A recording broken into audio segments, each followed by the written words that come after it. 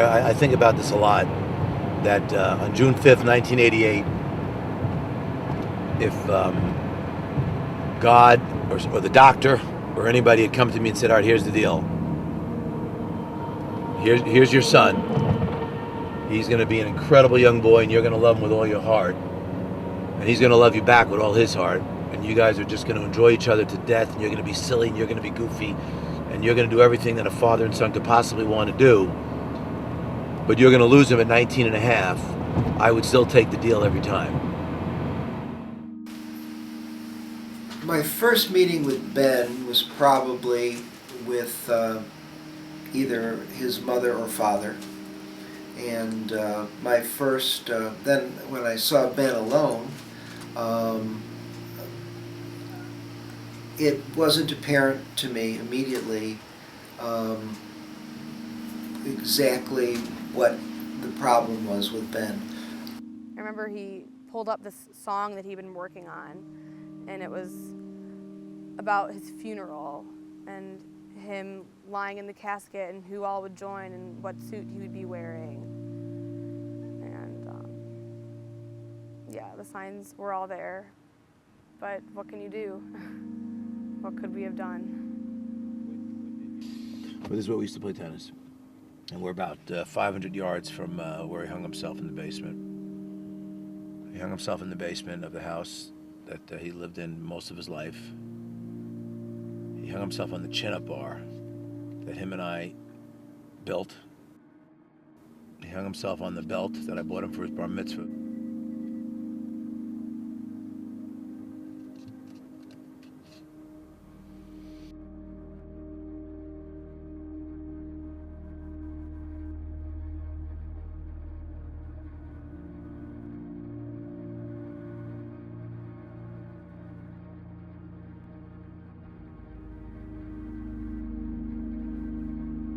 Welcome to Buffalo Louie's. Give you a little tour. Come on in. My name's Ed. I'm one of the partners here. This is a historic old building. We've been around, we've been in town for 22 years, since 1987. We've been in this building for 3 years. We have all official IU memorabilia on the walls. Everything is signed and authentic.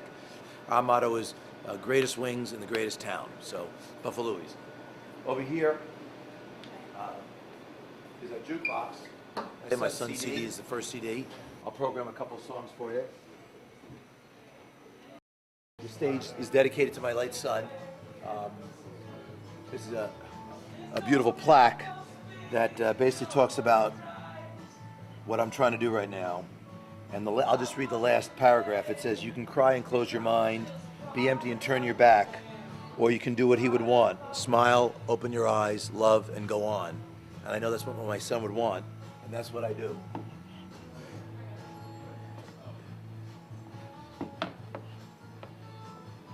What's amazing about these two, the plaque and the story, a lot of people come in the store, and depending upon who they are, if I strike up a conversation, I'll bring them over and show them the plaque and the story about my son, and they'll naturally ask, how did he die? And I'd say 8 out of 10 of them, when I tell them suicide, they'll say, oh my goodness, my uncle, my father, my daughter, my son. And that just compels me to keep going in this dream, because I know there's a lot of people who are hurting out there. There's a lot of people like myself who are survivors of somebody who took their life. Okay.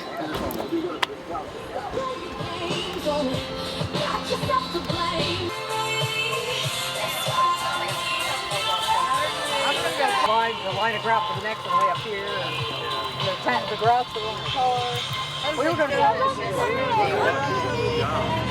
all the drywall, all the paint. You just have this need to do something because you weren't able to do anything to save their life. So you just have to walk. You have to keep the memory going.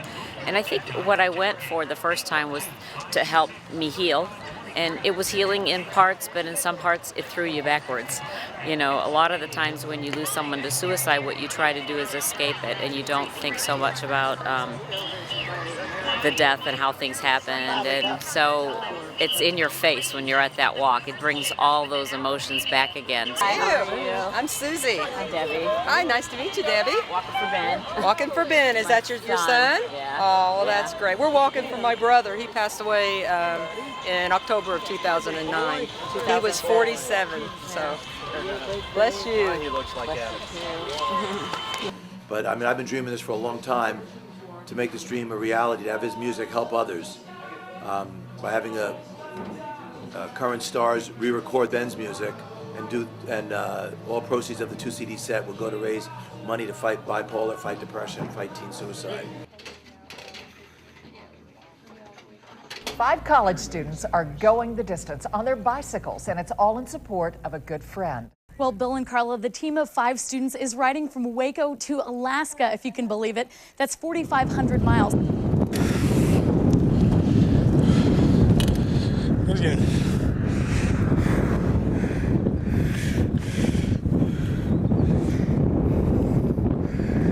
Works like a dream.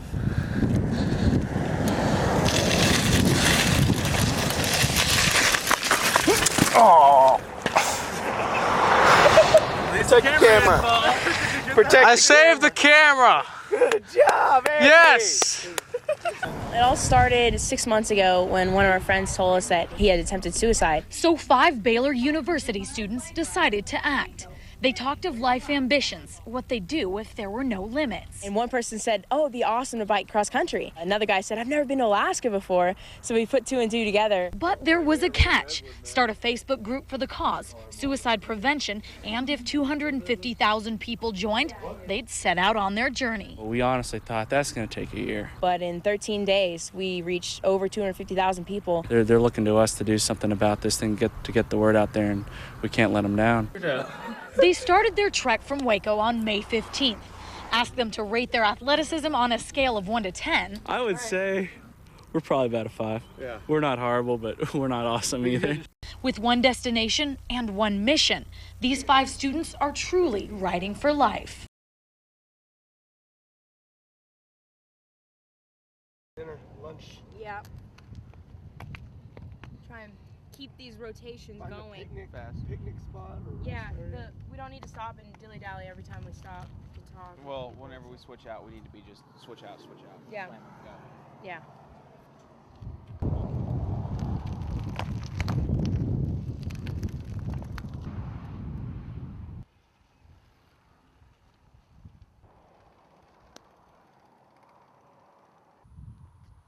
I'll get it. Right now we're sitting in the van, stuffing our faces full with muffins and other goodies that we were given by girls.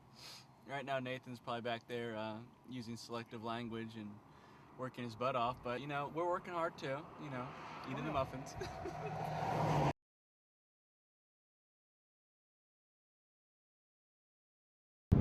And Nathan is about a mile back on the hill. No offense, Starling, I know he's slow as hell, but a mile behind is a bad idea. What have we done so far? We've biked from 50 miles. Gatesville to Goldthwaite. Check this out. Mexican plates, fish dinners, steaks, burgers, sandwiches. All right, so we need all the laundry. We need black marker. Yeah, A Sharpie. couple black markers. Just one. I don't care. All my stuff doesn't have to be labeled, so Yeah. and I'm gonna do the laundry with what they say. It's a musical tea set. And as customer, since she's the girl, we've given her all the laundry.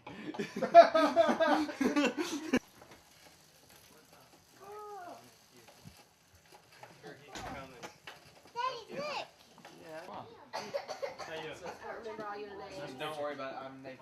Tyler. Andy's the one with the camera. Names. We have 2 riders, and so each team, like, We're piecing so together. me and him is Team Okinawa or Team Oki, because he's from Okinawa. Texas Flags 2s, Crocs, 9.5 to 10, sunscreen.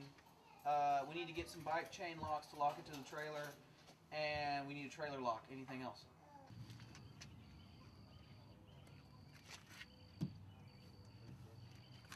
I'm gonna let them tell the story, but just to make, so I can say one thing, so you can freak out before they come up here.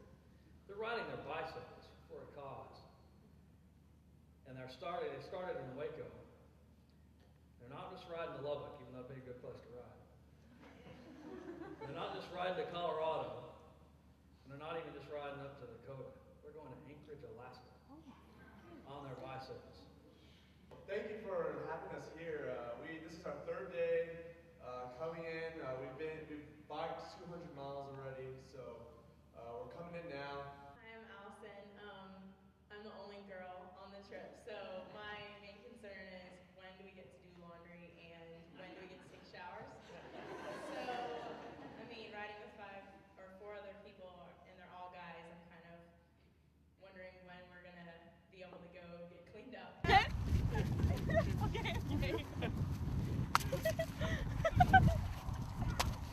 Oh! I haven't had a shower yet. That's not fair. Oh, yeah. We probably Well, I smell know, worse. but it's okay for y'all because y'all I've been working around the house. Jolly Rancher flavor kind of. This is watermelon, and then this one kind of tastes like Tang, and it's really good. But they're 40 grams each. Wow. This is lemonade protein, and this is peach flavored protein. That's cool. That's my grandmother's bed.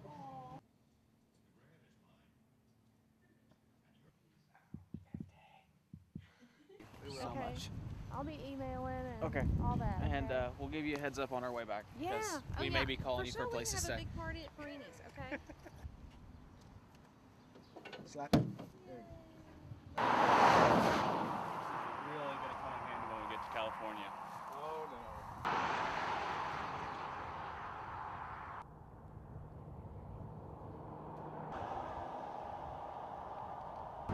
Works.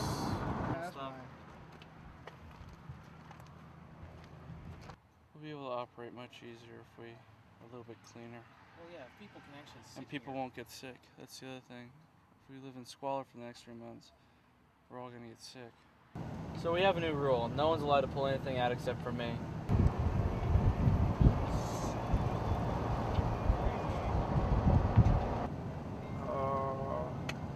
That sucked. I did 35 miles straight in this headwind, crappy roads, and the sun was freaking. Oh. We can't do this stuff with really hot 70-mile days.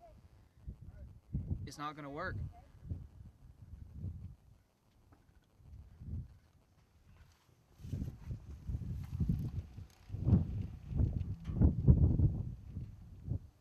Freaking ex-military, whatever families that we come from, prideful sons of bitches that we are, we have to finish this crap.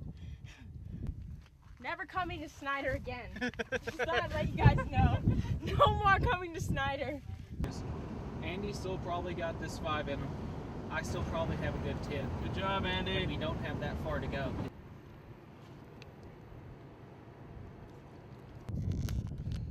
You gotta do what you gotta do. What?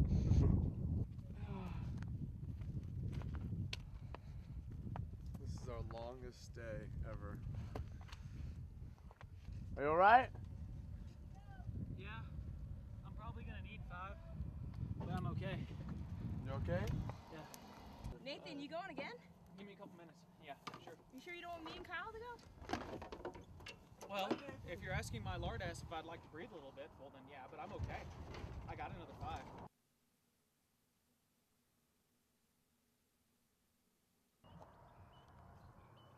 I've got sweet tea and I've got sodas. And somebody said, we should bike cross country. And then somebody else said, I've never been to Alaska. And we're like, well, we're in Texas, so we might as well just head up. I want tea and ice because no soda. Yeah, we stick to tea and water, mostly water.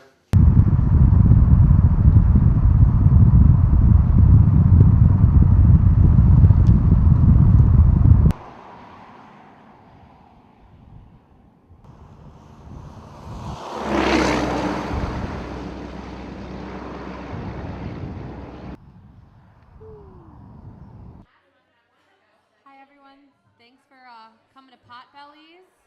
My name is Haley, and I'll be the musical entertainment for the hour.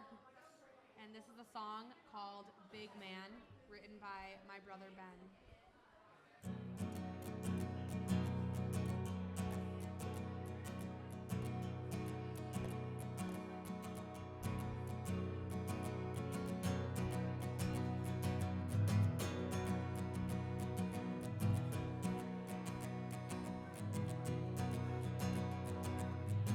Big man up in the sky,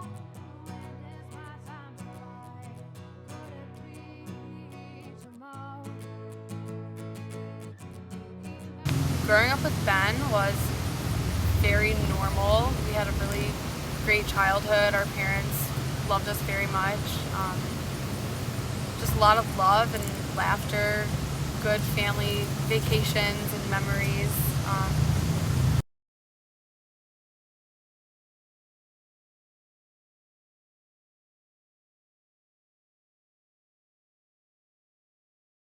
This is the most amazing air mattress I've ever seen in my life.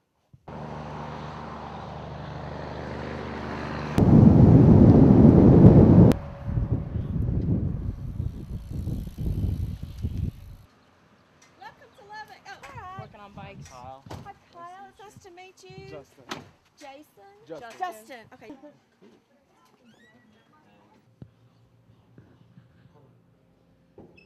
And tonight, George Bush and Condoleezza Rice and Bill Clinton, a sex scandal gone wrong. Hey, we're going to the control. It's been 1 week. It's 6:26 in the morning. We woke up at 4:30 today. We're in Lubbock, our last stop in Texas. It takes us about 2 hours to get ready with gas and everything. But now we're finally on the road again, about to start biking again, and we have a 92-mile day into New Mexico, Clovis, New Mexico. So We're definitely excited and kind of sad about leaving Texas today. If this one is the tough one to get out of when you're slowing down, take this foot out.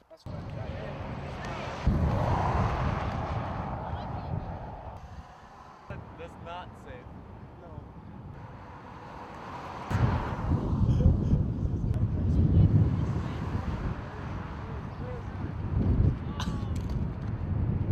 One, two, three.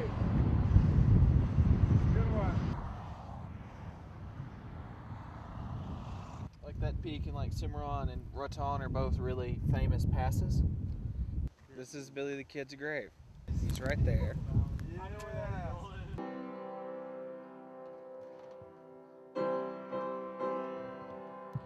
Wake up. I'm saying 84. 60.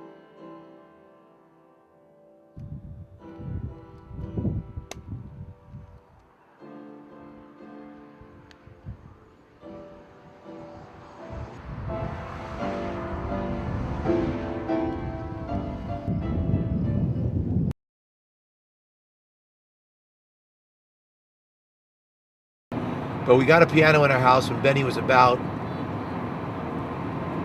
7, 8. And both him and Haley started playing. And he was, like everything else, outstanding. But eventually, didn't want to play the piano anymore. But I don't think he did anything musical, not that I can recall, up until high school. My brother Ben started playing guitar. He got a guitar for Christmas when he was 15. And before then, no one really knew that he could sing. I don't even think he knew that he could sing. But he always wanted to play the guitar. And he starts taking lessons at a place called Dynamite Music in Griffith, Indiana, owned by the nicest man in the world, Jerry Clemens, who was very, very important to my son. And he starts taking lessons, and like everything else, he's showing an ability, an aptitude. And so this old timer says to Ben, "You want to become a guitar player?" And Benny says, "Yeah." He says, "The key is play 15 minutes every day. 15 minutes every day." And Benny did. This is where Ben took lessons back here in our Elvis room. I can't remember the name of his band, but Benny would just be sitting here, and I would just sit right out here, wait for his lesson to end. This is just a music room. It's the Elvis room, by the way.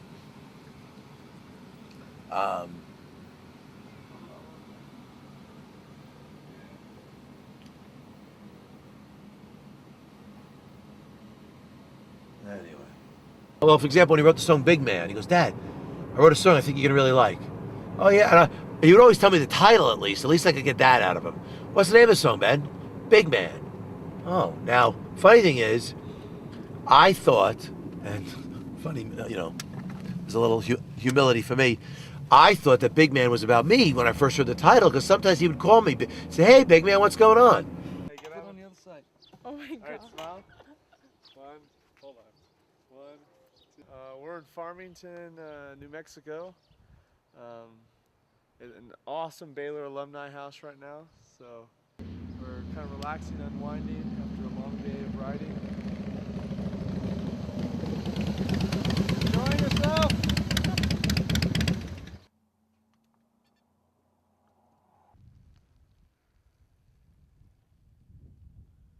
The search party needs a search party. We're fine. Don't drop the stuff. Whoa, We're don't listening. drop the stuff. Sorry. Oh, you piece of shit. Sorry. Thank you. I'm gonna film as long as I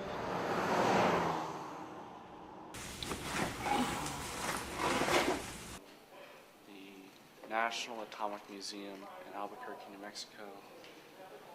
Behind me, I have Little Boy, which was the space model bomb that was dropped on Hiroshima. And over here is Batman, which was dropped on Nagasaki. I love how after 2 weeks, everybody's starting to fall in line with Kyle's organizational skills. No, what made me flipped off about this was the fact that I haven't been able to find a marathon bar for 3 days.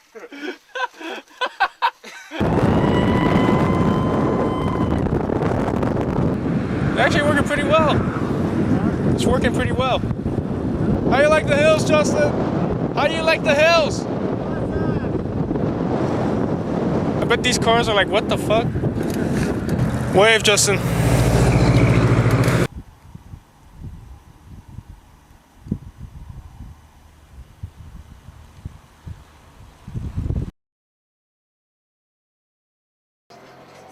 Good afternoon, ladies and gentlemen. Thanks for riding with us and welcome to Zion National Park. Justin. What? Angel's Landing, strenuous climb. All right, hold on. You have to take a picture of me on this one. My mom would not approve of this. Oh, okay. I'm holding you. Woo!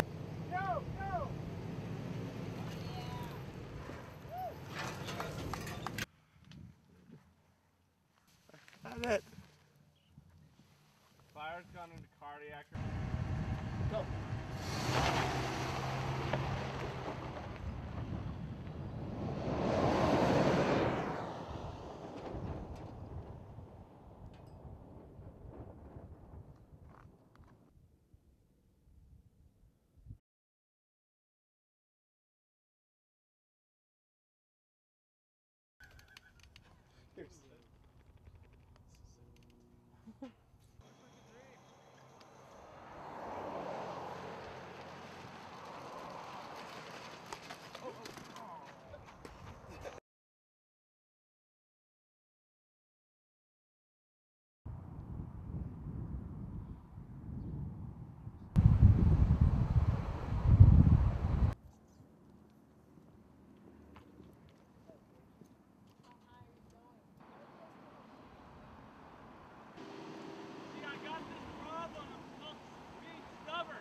What is it you want to get? We're thinking about getting a tattoo, but we don't know what to get. I need to get something really cool. So, I won't get one. It'd be cool to get something that says alive on it. No. Something with the, like, maybe the, something with adventure. Wow. I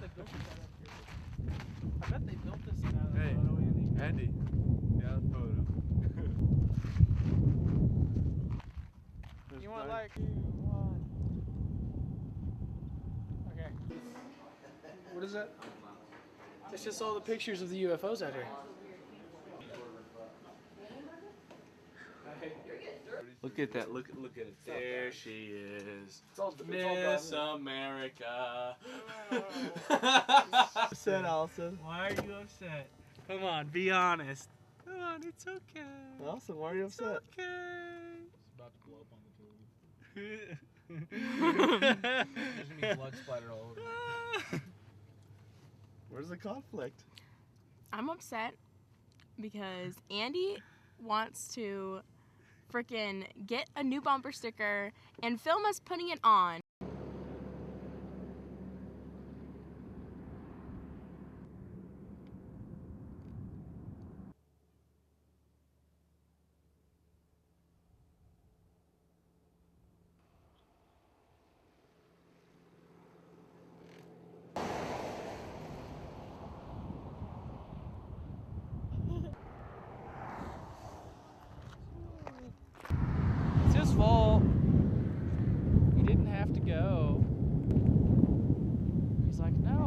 do the other 12.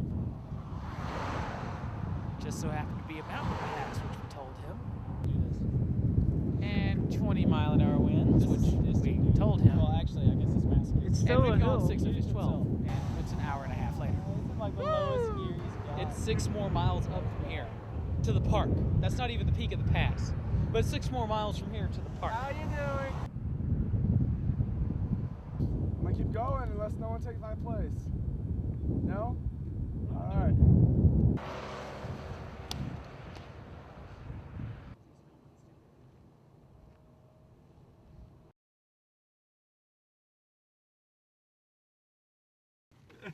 It's a smile to keep me from slapping you, Justin. Everything is happy in the live campaign world right now. No.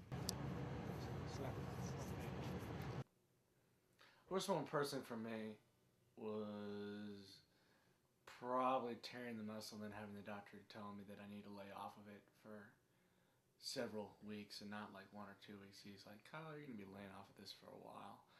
And so that was kind of a downer because I couldn't bike anymore. And I'm the kind of person that how I relieve my stress is through athletic activity. And so I've had a lot of just kind of stress building up along this entire trip because I haven't been able to be as athletic as I'd like to be. We've got a lot of miles on it. They put me on hold. I was coming from Manteca. Get it out of my face. Excuse me, ma'am. I have some idiot showing a camera.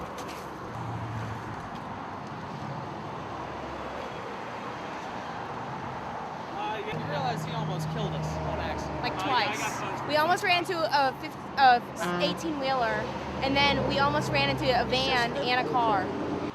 We're thinking about pulling up to that 40-mile-an-hour sign and trying to do it ourselves. They told me not to touch it. They told me to stay where I was because I'm on the side of the highway. Yeah. If you would like to get out there, ma'am, and try to get yourself hit, by all means, go right ahead. I'll watch and I'll scrape your body off the pavement. I deal with stupid people every day. I'm traveling with 4 idiots, okay?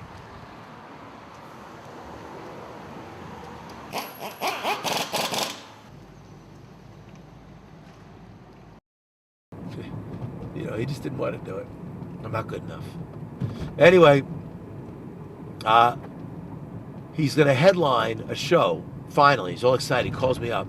Dad, I'm headlining at the Blue Room Friday night. Great, Ben. And a day before the show, Dad, I can't do the show. What are you talking about, Ben?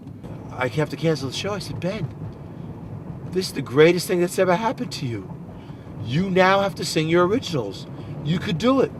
And I said, you've got enough for how many originals do you have? I got about 7 or 8. I said, okay. Well, play your originals. And he was flipping out. He was having a panic attack. I can't do it, Dad. Yes, you can. And I really didn't know if he was going to do it. Like up until, I get there, I set up the camera. I really didn't even know if he was going to show.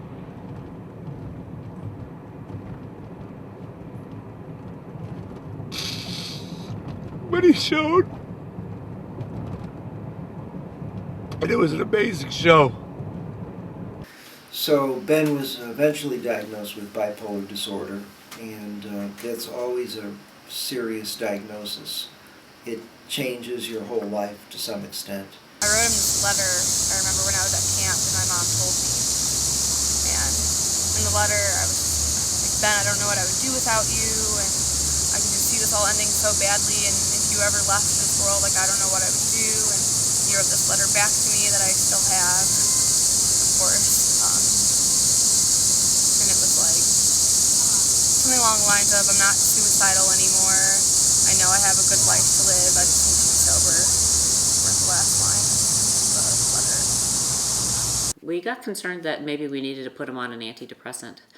And I was kind of against that because all the black box warnings on Prozac and drugs that are saying, you know, don't give it to teenagers. It makes them suicidal. And even though I didn't think my son would ever do anything like that, you have this little gut intuition as a mom that, you know, you sure as heck don't want to push him that way because he was so sad. He was just so sad all the time. I guess, I think it was the summer of 2007, he got diagnosed with bipolar disorder. Then he dropped acid with his friend, and that was kind of when everything kind of fell apart, crumbled into little pieces that we couldn't ever put back together. Drug use was an important component, and I'm sure that, in my opinion, that made the depression worse. I think his drug use continued throughout the time that I saw him. I remember he pulled up this song that he'd been working on, and it was about his funeral and him lying in the casket and who all would join and what suit he'd be wearing. Yeah, the signs were all there, but what can you do? What could we have done? What did you do? I believe the last time that I met with Ben was September 21st, 2007. With a lot of people I see, I will make a referral to a psychiatrist to look at the possibility of using medication. And certainly Ben had clinical depression, and so he was referred to a psychiatrist. I took him to a psychiatrist that day and asked him to, he wanted to go. Benjamin asked to go. And so we made a special appointment and drove to the city and saw a psychiatrist. And on the Friday before he passed, we played together at an open mic for our first and last time. Until the Friday before he passed away, when he was probably at one of his all-time lows, and he had cried all night long, and he was in such a dark place. And I remember calling Ed and said, "You've got to come and hear him play out tonight. He's just about the lowest I've ever seen him." And yeah, it was just a really good time, but he wasn't having such a great time, but I didn't know that. On Sunday, I had a choir concert. My friend Megan came and picked me up, and I remember leaving the house and getting into her car, and Ben was sitting on we had like a chair sitting outside in the front, and he was smoking a cigarette, and I don't even remember what we said. I'm sure I just said, "Bye, I'll see you later." he gave his girlfriend his guitar the night before he died. And I remember asking him, "Where's your guitar? Where did you leave it?" He said, I gave it to Dana. I mean, I left it at Dana's. I said, "You gave it to her or you left it?" He said, "No, I left it there." That Monday, after he visited the doctor on that Friday, he just woke up in such a state. He just seemed so discombobulated. Benjamin's car was in the driveway, and I backed out of the driveway and backed into his car. It's like, oh my God, I was in such a hurry and so frazzled. And then he came running out to see what happened, and he looked at me and he said, "What did I do?" I said, "What did you do?" "Not what you did. I did it. I backed into the car." He goes, "I'm so sorry, Mom. I'm so sorry. I'm so sorry." He was like blaming himself. I said, "Benjamin, get in the house. You're in your jockey shorts. You know, you're naked. Go inside. Take a shower. Just go take a shower. I'll come back. We'll go have breakfast." I mean, it was kind of like that, you know? It was like that. And then I drove away, and I was driving home. I remember being in such a panic on the way home because he wouldn't answer his phone. I was calling to see if he had showered and got dressed so I could take him out to eat before school, and he wasn't picking up, and I tried to blow it off, but I'll tell you, in my gut, I knew something bad was wrong. I just knew it. I just knew it. When I got home, he was gone. I found him downstairs in the family room, in the laundry room. And yeah, I don't remember a whole lot except trying to get him down and trying to do CPR. I'm a nurse, so I thought I could bring him back. To me, he felt warm. I think I probably just imagined that because I wanted him to be alive so badly.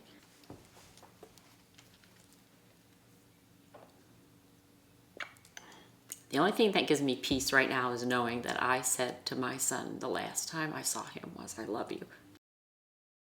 But I actually had a dream a couple weeks ago that I came home and Ben was sitting on the couch, and I was like, "I have to go to my choir concert, but we'll hang out later, right? We'll hang out later."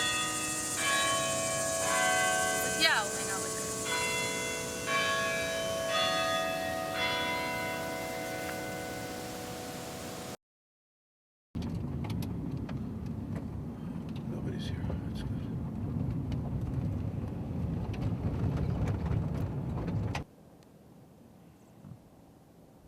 It's a Jewish custom. I'm not sure how it started. But when you go to visit a grave site, just to let somebody know you were there. I left that here the last time I was here.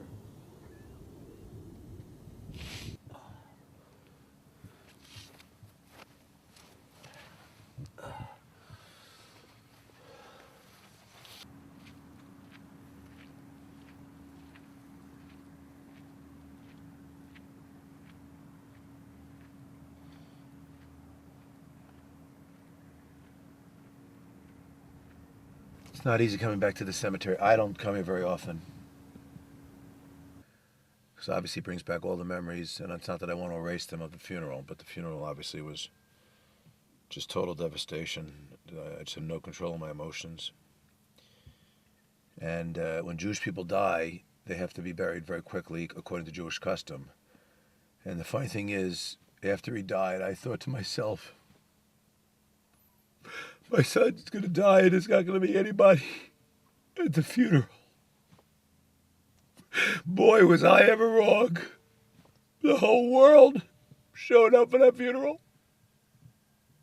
The entire world. The first day where we'll call it visitation, it was pouring rain. And people stood in line for 3 hours. Hundreds and hundreds. The funeral director said he never saw a bigger outpouring of grief. These teenagers, they all came up and hugged me. And I did my best to let them know that what I thought Benny did was wrong. And that I know he was hurting, and they probably didn't. But I just begged them, please, if they're hurting, seek help.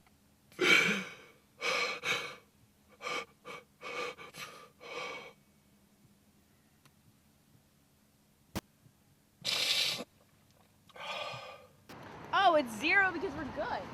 We didn't even put any money in. It's past 6 o'clock. Oh, Directions.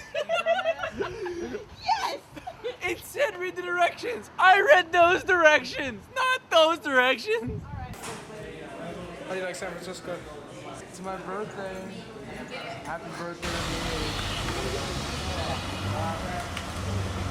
me. You got Jersey? Oh, that works. Okay. 1 second.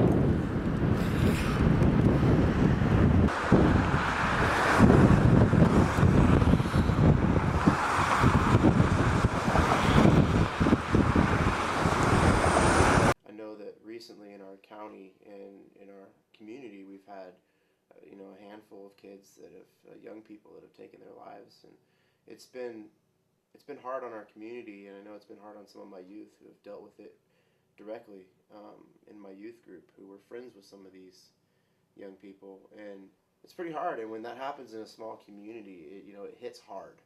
And as a youth pastor, there's a chance that I'm going to know one of those kids or know of those young people and just be blown away by the fact that they took their life. When a young person takes their life, the biggest effect and the biggest ripple that you see, it happens in the school. You see the way the other students react to losing their friend or losing their peer in such a sad and kind of selfish way, But really, to live life to the fullest is just to wake up with a smile every day and to do what you enjoy. He's mighty upset with me, making a mess like that. Far away.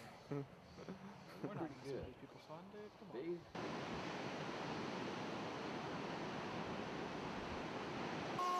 Come on. Pretty awesome. These trees are huge. You've seen things a lot of people won't ever get to see in their lifetime. It's kind of bad having to always move from place to place, never getting to stay at one spot for too long. Kind of wish I would be able to spend more time in one area at a time. And I got called in, and it was in the evening, and as I showed up, the policemen were very relieved to see, that there was help for them. They'd been dealing with a dead body, and which isn't pleasant. And the wife, the widow, was there on the scene in their own home, and she was very angry. And I came in and identified myself and sat down, and immediately there was, resistance. We don't particularly need you in our home, and I tried to put her at ease and be disarming, and she became comfortable with me sitting there, and we began to talk, and she began to share with me how angry she felt because he had taken his life. In the middle of all that was pauses of just, why did he have to do this, and just absolute grief and wailing, and if I ever, unfortunately, there'll be opportunities where I speak with people who are thinking about taking their life. It has happened several times since I've been a pastor. To be able to express in the most loving way how much anger is left in the wake of a suicide, that perhaps you're feeling, this is the only solution I can see, and I think that's often the case, but yet we don't see outside of ourselves enough to see, wow, I'm going to be leaving a big trail of wreckage, and it's the first part of it is just packed with anger, and I don't think any of us would like to do that to anyone, and to stop and think about how much hurt and pain and grief is just immense. If we're able to have a community with one another, like a church family or a group you belong to or a gang of friends, that can be the catalyst to help you see outside of yourself and realize that in many cases there's other people who have equally difficult problems, perhaps even more difficult problems, and that we help one another cope with it. But what it does is give us the internal strength and the hope that, man, tomorrow's going to be a better day.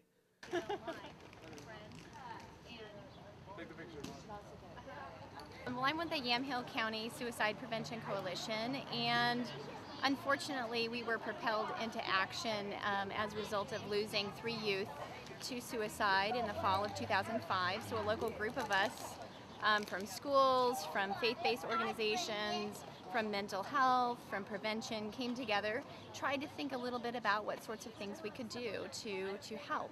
So we have 2 QPR trainers, which is Question, Persuade, Refer, as a gatekeeper training that we try and do both in the larger community as well as have that be a school-based prevention program, teaching people how to recognize and identify warning signs, symptoms, and ask that important question about whether someone's feeling suicidal or not.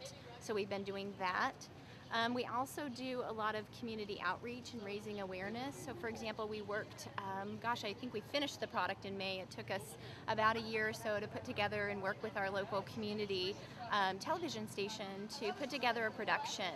We called it Suicide Breaking the Silence, and it had a local counselor, emergency room physician, a pastor, and a resident advisor from our local college here talking about their experiences, and we put together a discussion guide to accompany that, held a May event, and the state now is going to be distributing that on their website to try to encourage community conversations about suicide prevention, and hopefully breaking down stigma, because I feel like that's an important barrier for people to access help and for people to really be human with one another, for people who might be struggling with serious depression or suicidal feelings.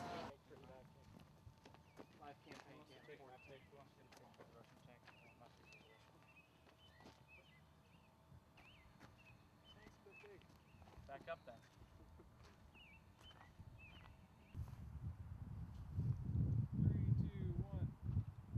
Unless I hit like one massively well-paying job for a month.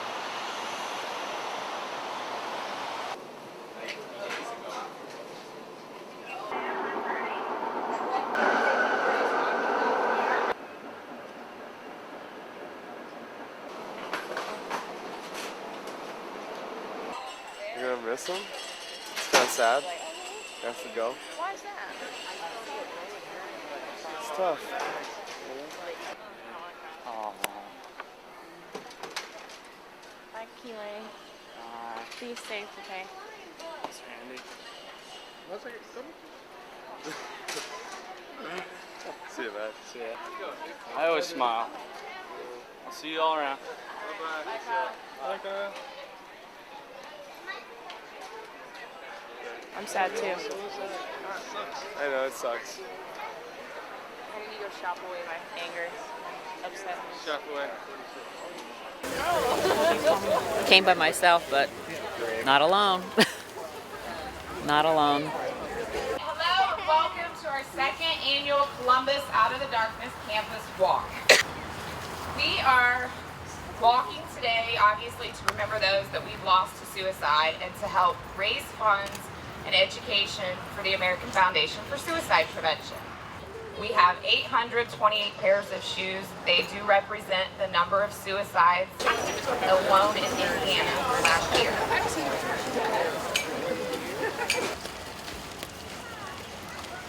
A lot of shoes. Too many shoes.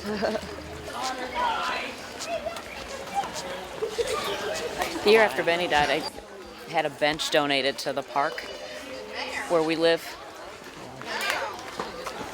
Just to, have a memory place to go and sit and think about them, because I think it's hard for the teenagers to go to the cemetery.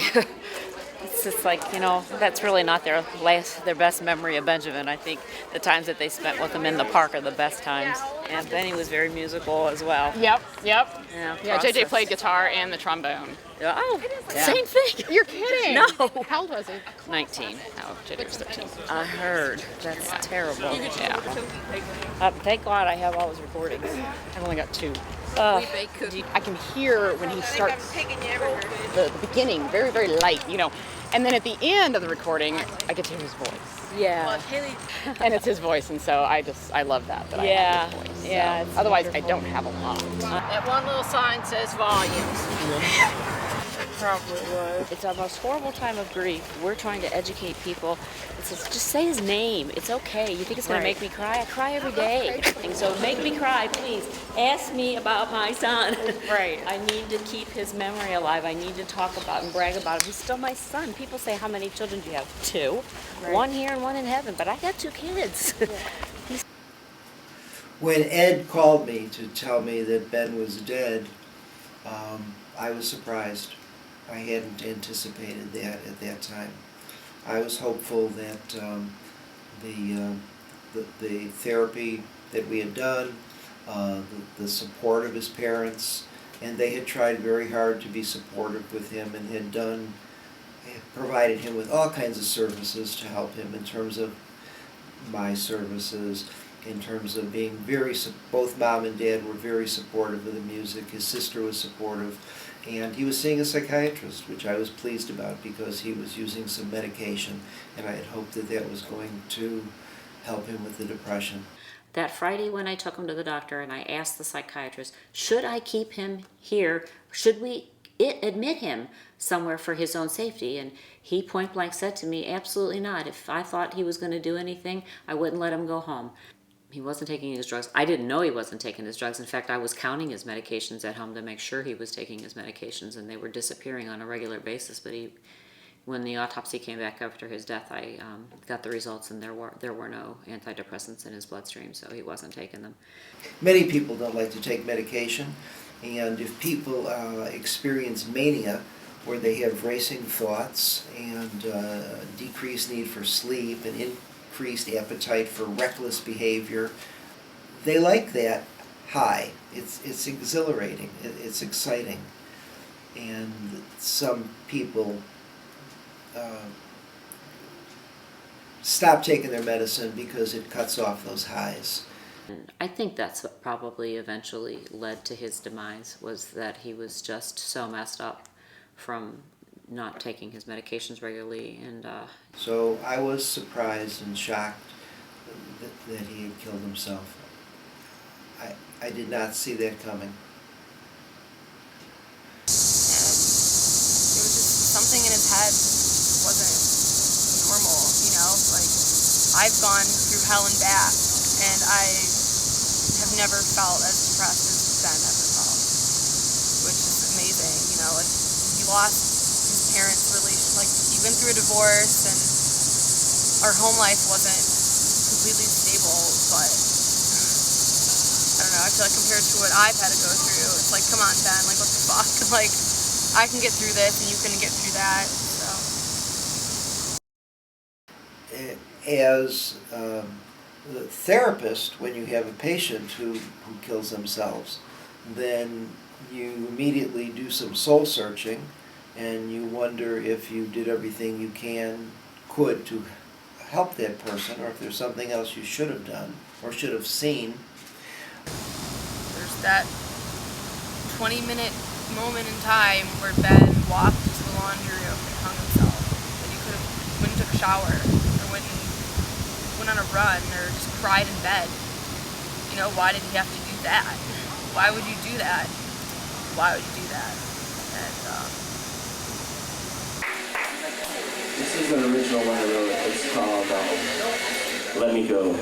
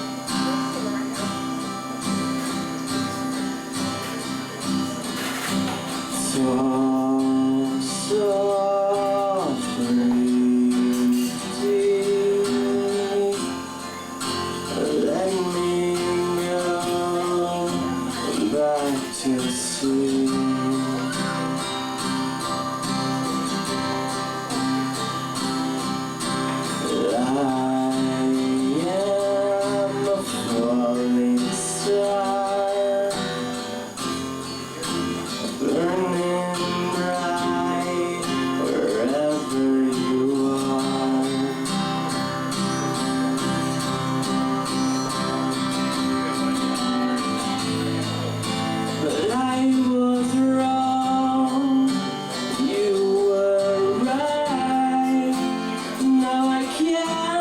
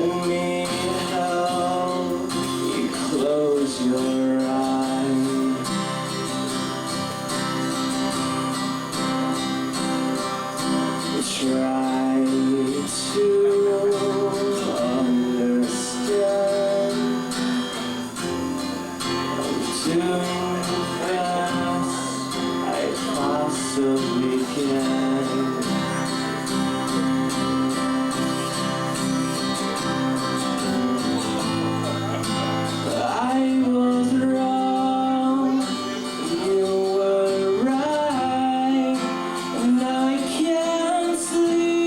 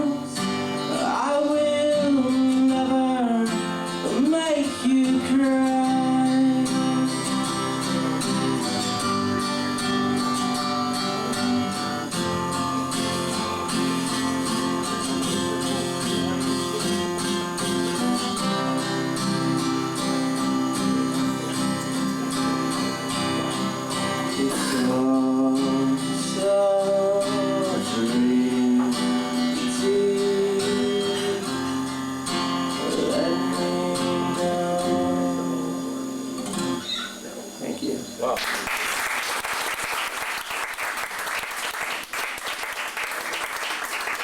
I have one more, but I'm going to do it with Katie Schlesinger, if she wants to come up here and sing with me. Yeah, 2 months after the funeral.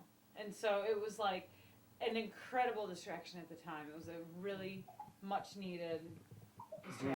Well, me singing "It's Raining Men" is a big hit. Okay. Really? It's pretty much the funniest thing I've ever seen. All right, hold on. Because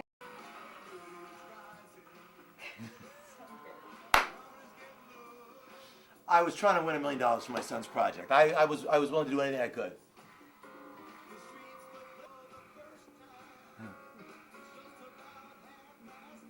Oh, this is the only song they said that they kept from the. This is me live.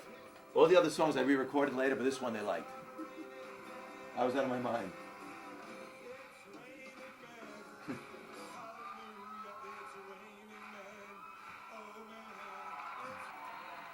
There's Jamie.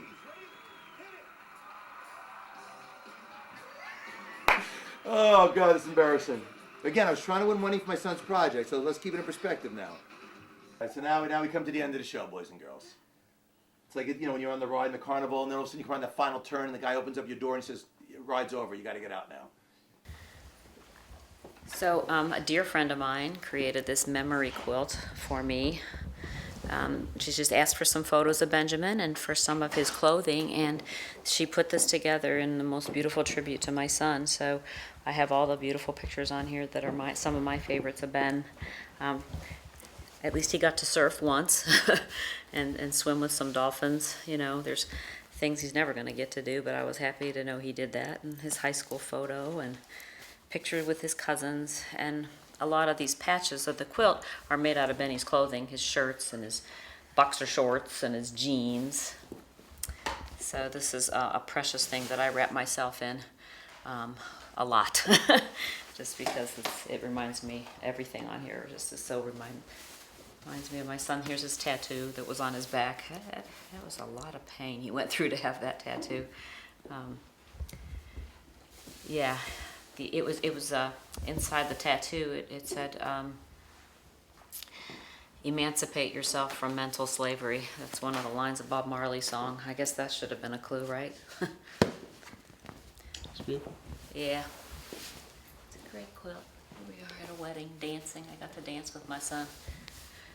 So I'm blessed. I had 19 years. Some people don't get 19 days with their children. I had 19 years, so I'm very happy I have this to remind me of that gift I had.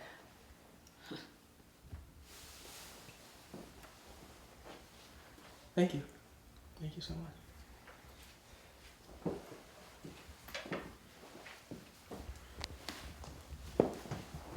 Go over there. That's cool. Space Needle. Because we all know it's a spaceship. Hey Kyle, how are you doing? Good. We're waiting to go up to the Space Needle to eat lunch. So what's up? Just talked to Kyle, and he got back from the doctor. He might have undone this hernia surgery that was done.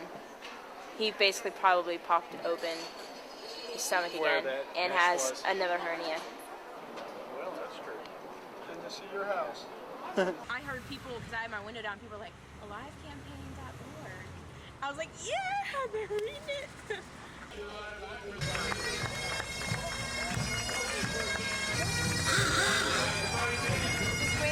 It kind of makes it obvious because then people ask, you know, the whole where you're from kind of thing. It kind of makes sense.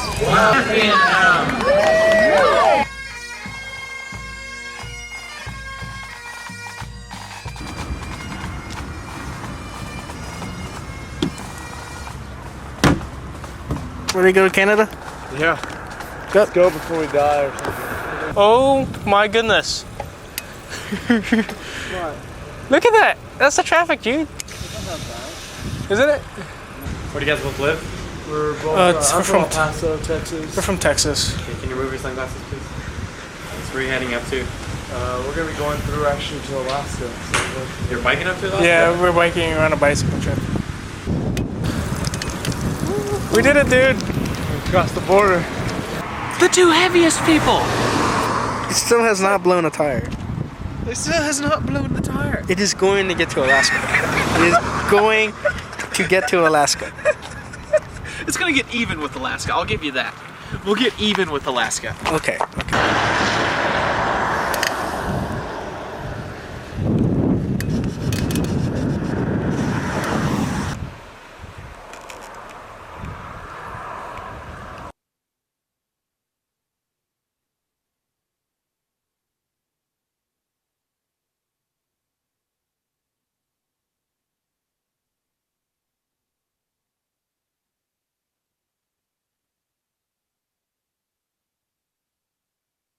The biking has gotten easier. The mental side of it's gotten worse. And it's not bad, it's just, we're tired. We've been away from home, you know, I mean, we're constantly in a different place. And it's hilarious because, like, we're crossing into Canada and it's just this whole, we should be there, we're almost there. It's like, well, not quite. Kyle leaving was bad. That was not a good day. It's just kind of one of those things where it's like, okay, it's happening and you don't worry about it.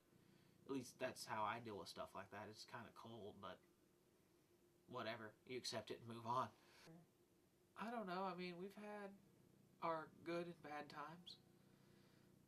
Mostly, I just kind of stand in the middle of different things. I mean, Justin's Justin. He's, you know, bouncing, happy all the time. And we still need to figure out why that boy farts so much. You know, you got Andy, who, bless his heart, is working so hard and has so much stuff to keep up with. And we kind of have to keep helping him keep up with stuff. I mean, granted, I understand. He's got a ton of camera equipment and everything, but I mean, it's kind of funny. Just constantly find random stuff at Andy's. Allison is sweet most of the time. Emphasis on most. And I just as well not know what they're saying about me.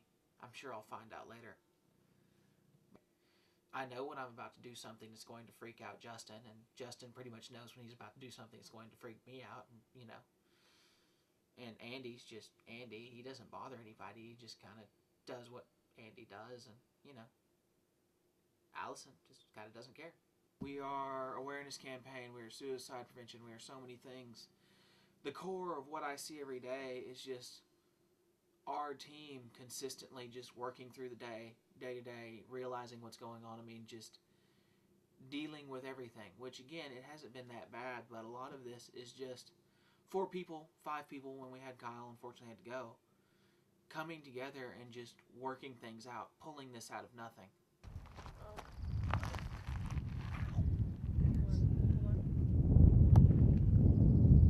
World's biggest blue bonnet. Not really, but it's what it looks like.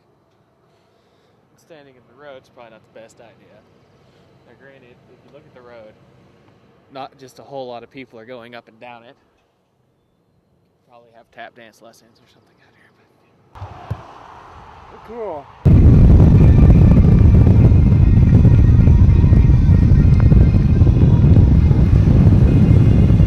having fun, Nathan? No. I need my phone. Bad though, it's not that heavy. As long as it stays like this kind of annoying sprinkling crap, it's not a big deal. 6055. It's Waco. 76055. It's Waco. Yeah. Shit. You may want them to keep the ring. Yeah, I know, but I can't see shit with them, so it's kind of a damned if you do, damned if you don't. Having fun there. It's not as bad as it was. Okay, music, please. Something. Sorry. What the fuck? I wasn't exactly expecting sexual healing. Okay, that works. Is this how we're all feeling right now? We could probably all use some. Roads in Canada kind of suck. But I mean, I don't know, it wasn't that bad of a day. We're just trying to cover as much ground as possible. This winging it thing has been a amazing success. But actually, it's not that bad. We actually found a pretty good camping spot, to be honest. At least it's level. And I don't think anyone's going to bother us. I mean, really. And we're right beside an airstrip, so, I mean, you know. We could catch, you know, I don't know, a Cessna home if you really wanted to. The van's doing an amazing job. We're kind of wishing for four-wheel drive at the moment, but oh well.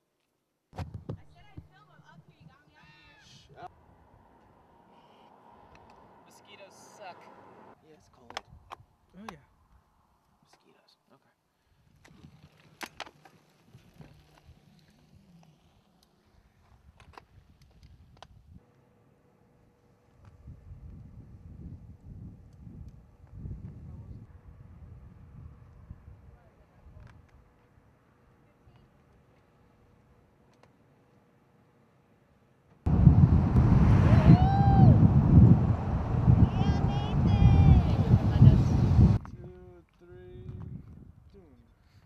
No, we're gonna go find you something. Actually, I think that's got a little bit of snow in it too. Hello. It's kind of freezing. It's not as cold as it was yesterday. Dude, It is going to make it. that's bad. Look at that. You can see the purple. That's terrible. Yes, you can. But look at how much black we have left. Oh my god. There ain't no way. Look at how much black we have. We still have black. That's Hey, bad. We owe a That's letter to really bad. Specialized as it is, because these are specialized tires. There's no way a tire's supposed to All go right, this buddy. long. All right, time to get warm. Okay, today is day 67, and we are leaving Canada and crossing into Alaska and back into the United States.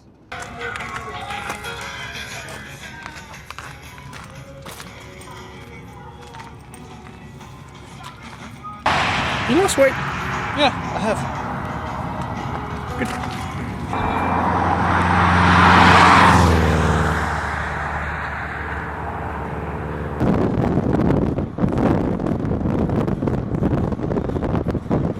Well, we have to go through customs, and then from customs to Northway is about 50 miles, roughly. Okay. I'm filming. You done? Not hungry anymore? I might not be hungry in a little bit. Man. Andy, you want Look this at all one? that grease. That's really bad.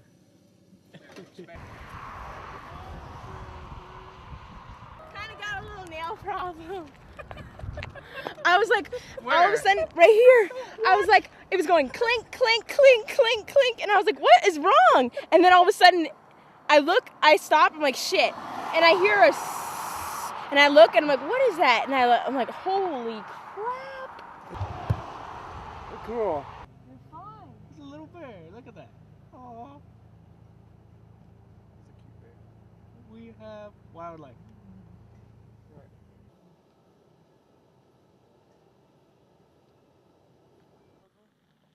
Sure.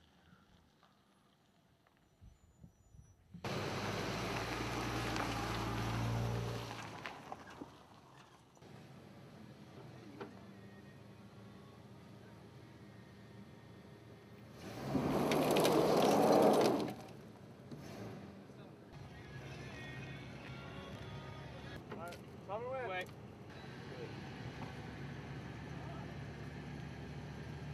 Who's not listening?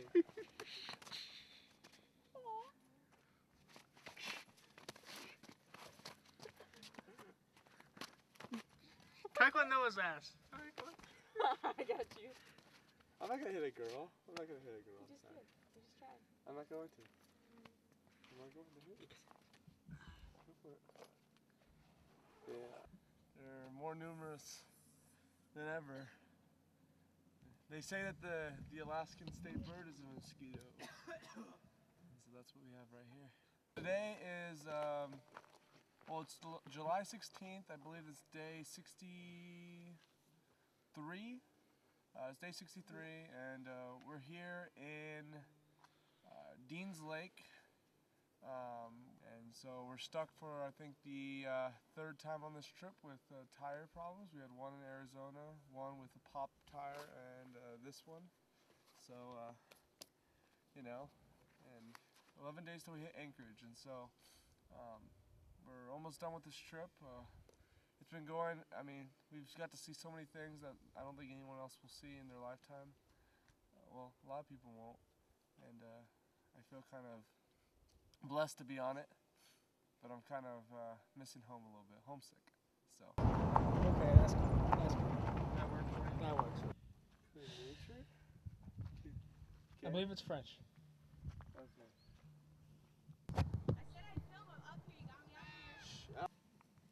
Day 65.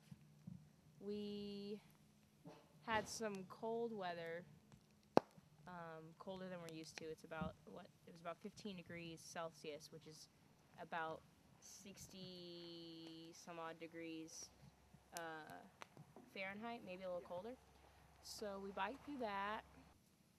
It's a pretty good day considering we had a 100-mile bike. Actually, it was about 90-mile bike. What's tomorrow? Tomorrow we're going to be in Burwash Landing, which has about 100 people in it.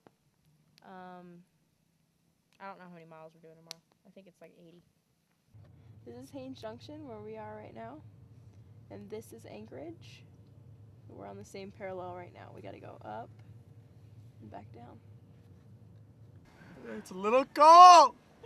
Ah! Go!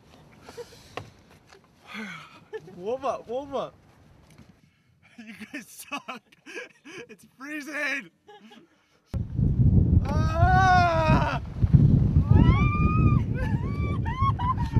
At least you got a tailwind, dude. I got a good tailwind though. Your ass is gonna be cool. That should be pretty nice actually. If I could just go through this really quickly. Come on, hurry up. Go, Justin. And he's off. He's off. Alright, time to get warm. Don't worry, I'll handle all the grimy stuff.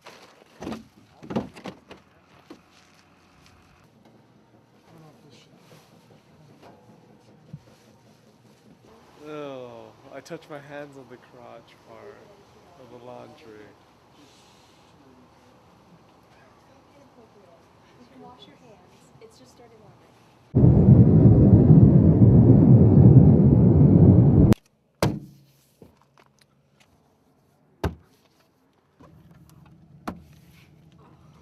Hit it with both hands.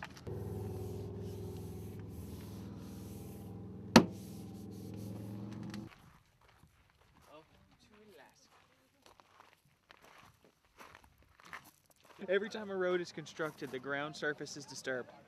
Disturbance of the insulating layer of vegetation allows additional heat to penetrate below the surface.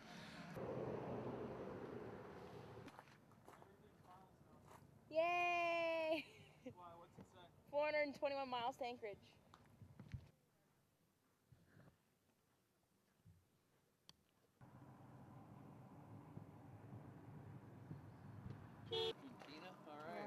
We're bicycling from Texas to Alaska, so. Well, this is day 67 or 68. It's a little cold and a little wet. We haven't seen much sunlight. It's kind of weird, but it's always day all the time. Oh. Let it go. There you go. It's funny, the front of the van's covered in blood splatter and mosquitoes. He's letting us choose. What? He's letting us choose. That's cool. So cool.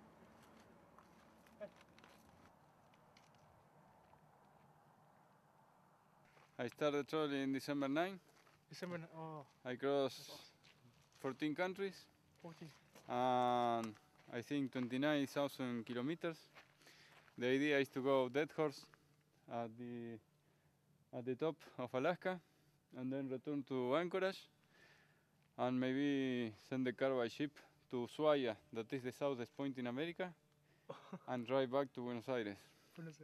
That's driving? The main reason is because I make a promise to my father before he died. Yes. And the second was a dream that I had when I was kid. Yes. The other is that the doctors take me out an adenoma in my stomach that could be cancer. Ah. Then last year my grandmother died, my grandfather died also, and a cousin of my wife died also. So I say, I have to do this now. That's awesome. That's amazing. I prepared the car and You started going. yes. So here I am. This is not peace, this is 22. Because in the newspaper in Argentina they say that I'm crazy because I'm doing this travel. And the crazy man is 22 in Argentina. Really?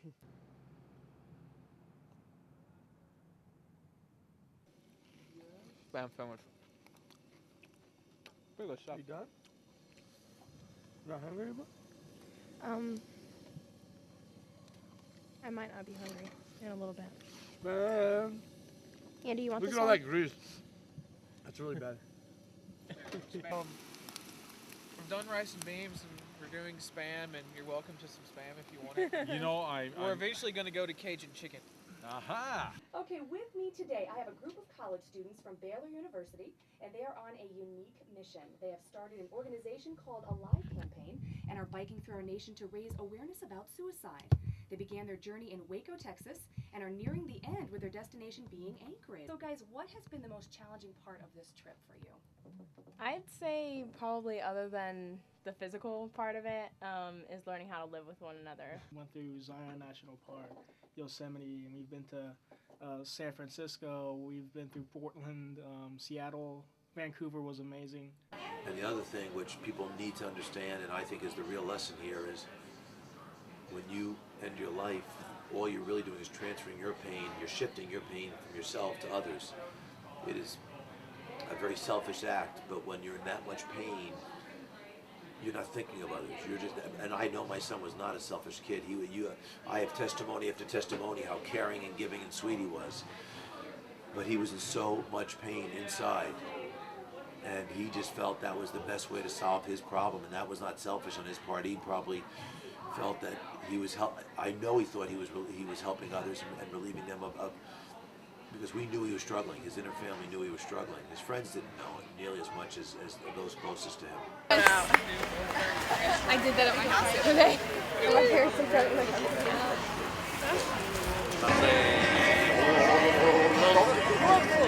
Oh, they're kind of smeary. Sending you kisses in heaven. It's weird because, like, on the one hand, it's crazy for me to think that Ben is not here anymore. Sorry. But on the other hand, it's also really hard to believe that he ever was here. So it's like these two separate lives, and it's really hard to, like, I don't even know. I can't even, like, think of memories of Ben being alive because they make me too sad. So I just try not to think about it.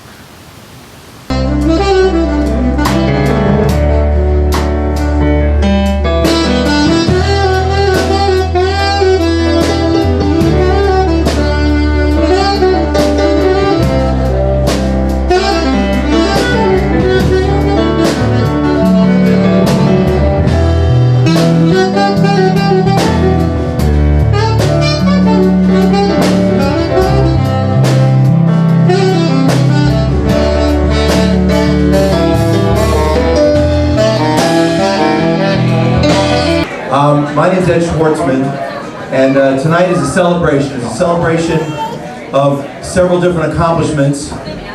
One is the gentlemen that are here from Waco, Texas, and two is the gift that my son gave us, this incredible gift of music that is trying to inspire others. So, about a month after my son took his life, October 15, 2007, about a month after he took his life, I went on Facebook because all of my son's friends were on Facebook, and I was just desperate to reach out to them and desperate to stay in touch, and I didn't quite know what I was doing. I just wanted to do something.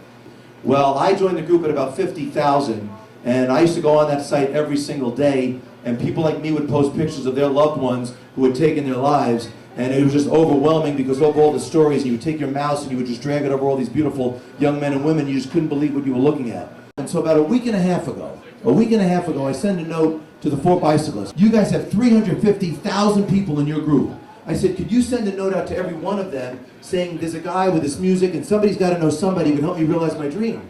Well, one of them gets back to me and says, we have a better idea. He said, we filmed our entire journey and we're turning this into a documentary.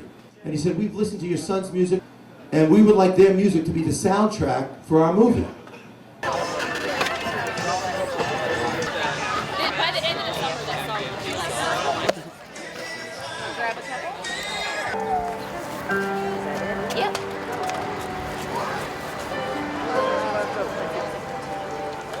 Must have been a place so dark, couldn't feel the light, reaching for you through that storm cloud. Now here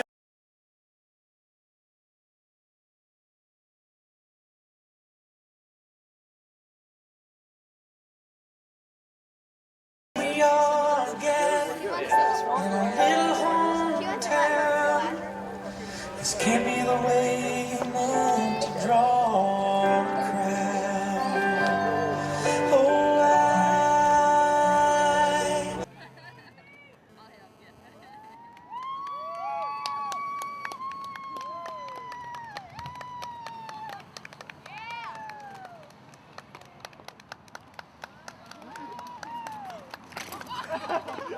Oh, I had to go. Had to.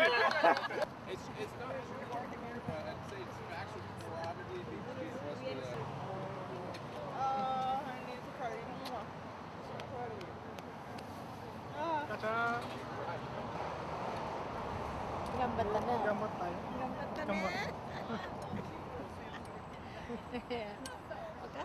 Good, we just made it to the Anchorage sign. Yeah, we're really excited, so. Yes, we made it. We're done.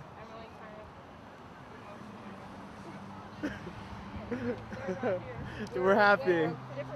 We've made it this far. People, and we had the entire family. Just call her.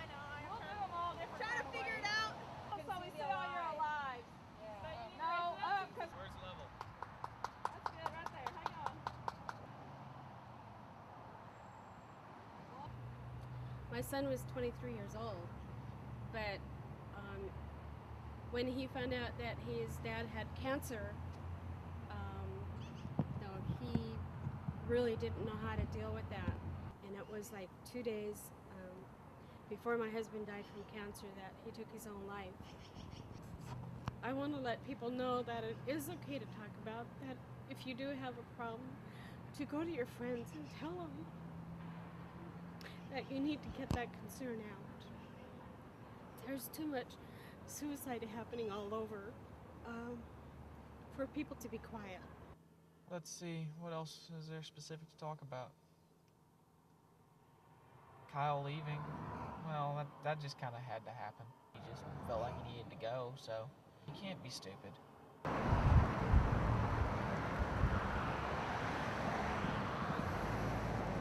Thanks, man.